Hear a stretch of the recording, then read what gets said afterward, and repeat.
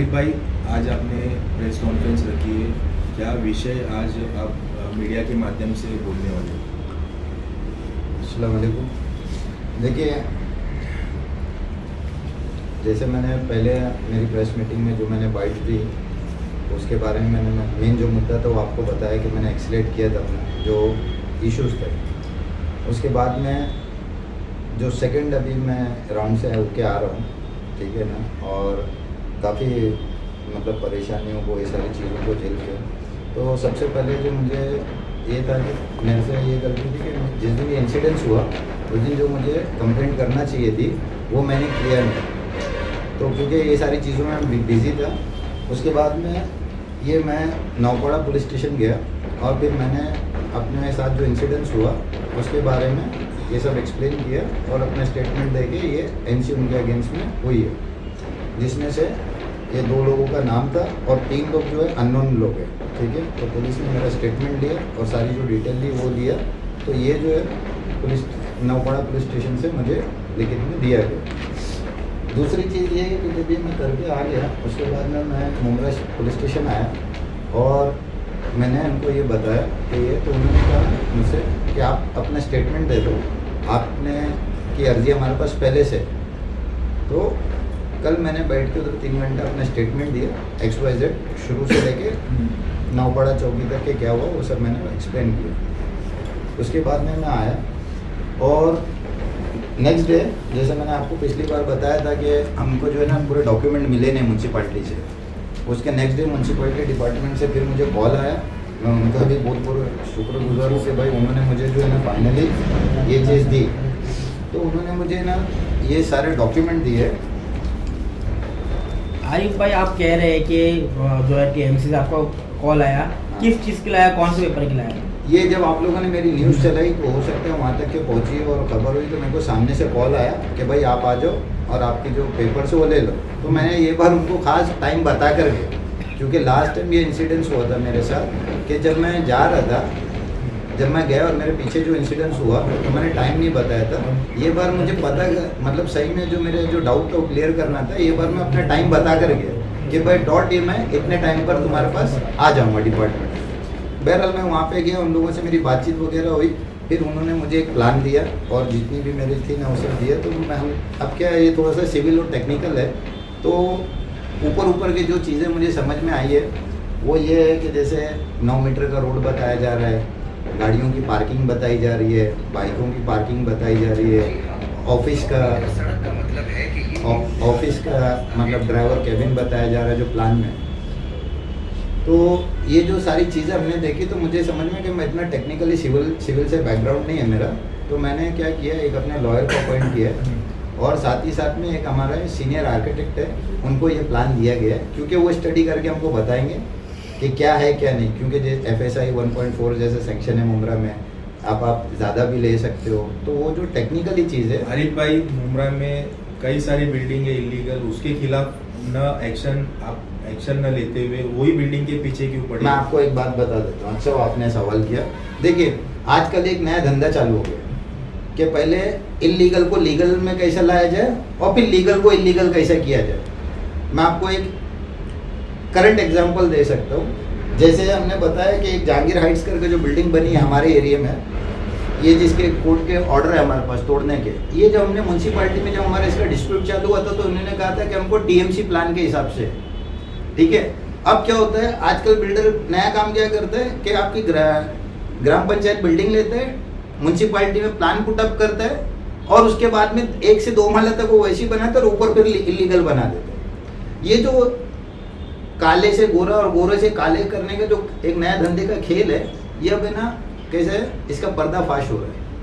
आप देखें कि आप फॉर एन एग्जांपल आप बायर हो, आप और मैं बिल्डर हूँ, मैंने तो आपको TMC का प्लान बता के भाव लिया है और उसके बाद में मैं 2 माला बनाता हूँ, आप तो मुझे पैसे दे के फंस गए हो और फिर मैं 11 माला ठोक देता हूँ। और फॉर एन एग्जांपल आप लोग मेरी बात को, मैं क्या बोलता हूँ, मेरी बात को 100% सच मानो ही मत, क्योंकि एक देखिए मीडिया ऐसा चैनल है, मतलब एक ऐसा प्लेटफॉर्म है कि मैं अपनी बात रखूँगा, सामने वाला भी अपनी बात रख सकता है।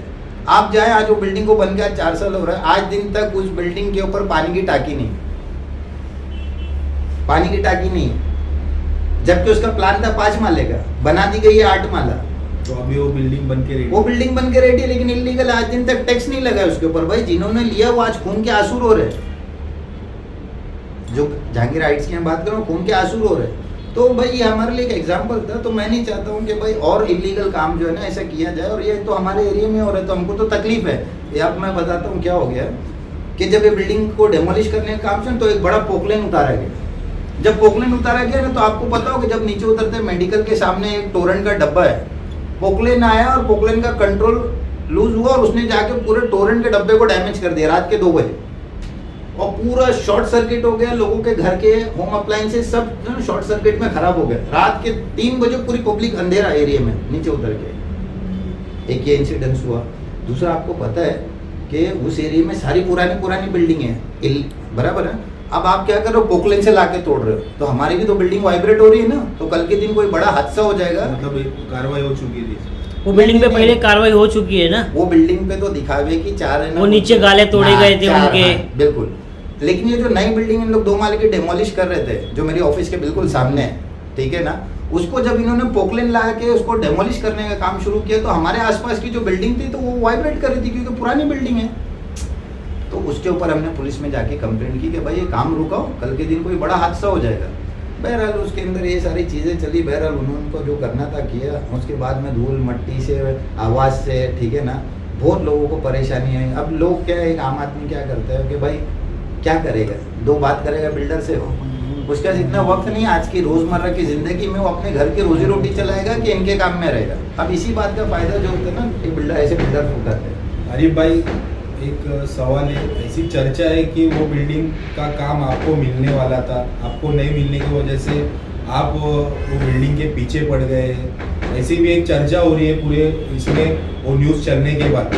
भाई मैं अपने बात बिल्कुल होश आवाज़ में बता दे रहा हूँ। अच्छा आपने भी बात पूछ ली, उसको मैं मुझसे पूछा था और जिन लोगों को तो मैंने उनको बताया, लेकिन फिर भी आपके माध्यम से ये भी आज मैं क्लेरिफाई कर देता हूँ। देखिए एक सीधी सी बात है, आप जिस एरिया में रहते हो उधर कोई बिल्डिंग का ऑप्शन आता है आपके पास, तो आप अपना इंटरेस्ट बताते हो। बहरहाल जब मेरे पास वो प्रपोजल आया गया तो लॉकडाउन से पहले की बात थी, तो मेरे को बस ये पूछा गया था आरिफ भाई आप बनाओगे क्या? तो मैंने बोला हाँ मैं इंटरेस्टेड हूँ, लेकिन इसको देखना पड़ेगा भाई कैसे, क्योंकि ग्राम पंचायत तो नहीं बनाऊंगा मैं, इलीगल नहीं बनाऊंगा, बनाऊंगा अगर इलीगल बन रही तो मैं रहूँगा।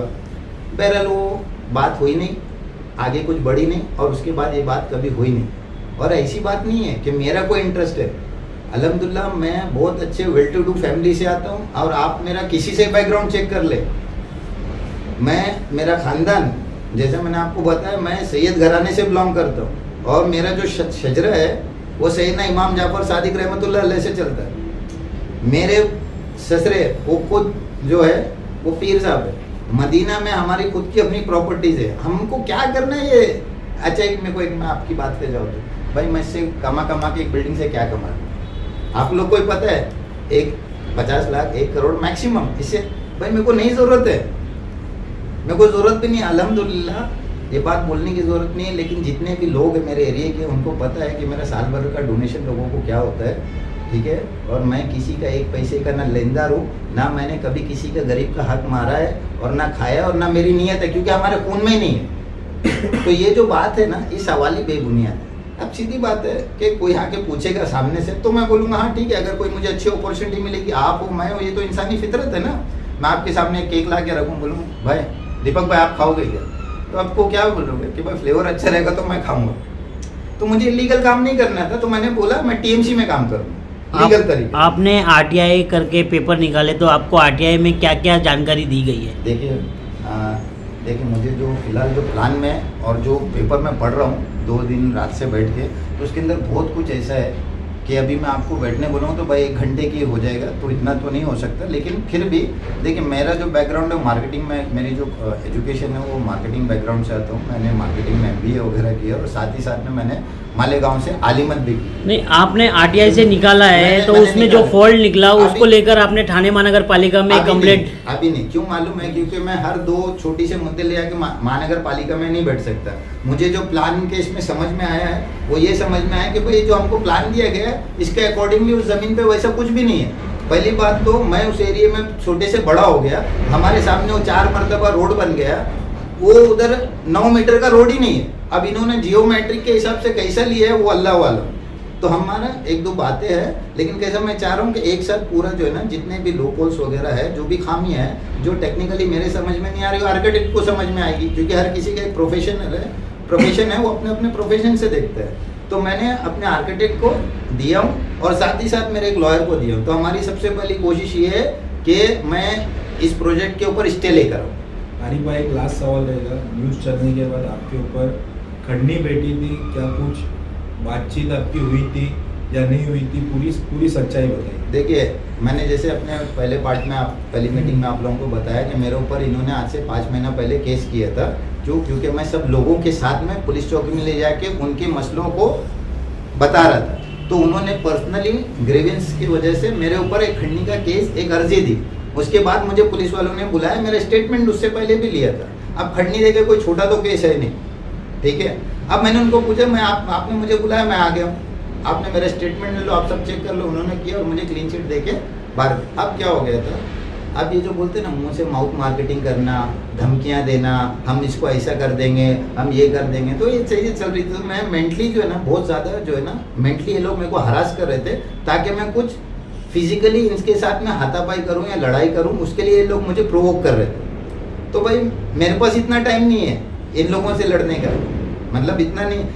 एक सीधी बात है, लड़ा उससे जाता है जो आपके बराबरी का। मैं छोटे को मार के उसको बड़ा नहीं करना चाहता। मार के इन द सेंस मैं उसके मुंह क्यों लगूं?